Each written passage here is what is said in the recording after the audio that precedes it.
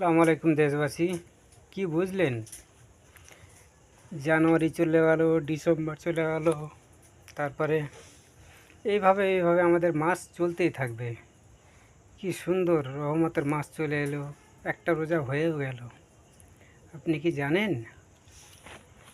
বৃহস্পতিবার সূর্য ডোবার পর থেকে শুক্রবার চালু হয়ে যায়? এখন আমরা বর্তমান শুক্রবারে আছি, রোজা ইফতার করে। তাই আপনাকে বলবো দরুদ শরীফ পাঠ করুন, দরুদ শরীফ পাঠ করুন। আর রোজার মাস বেশি বেশি আমল করার চেষ্টা করুন। ফ্রি ফায়ার বাদ দিন, ঝগড়া বাদ দিন, এসব আমাদেরকে শেষ করে দিচ্ছে।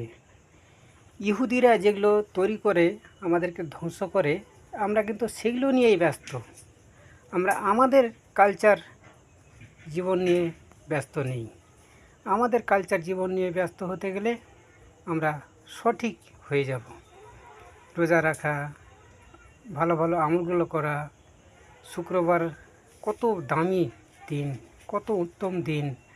দরুদ শরীফ পাঠ করলে, একবার দরুদ শরীফ পাঠ করলে 10টা নেকি মাফ করে দেয়, 10টা পাপ দিয়ে দেয়, এবং তার কত মর্যাদা দেয়, সম্মান বাড়িয়ে দেয়। তাই প্রত্যেকেই আমরা এই আমলগুলো করি। আসসালামু আলাইকুম।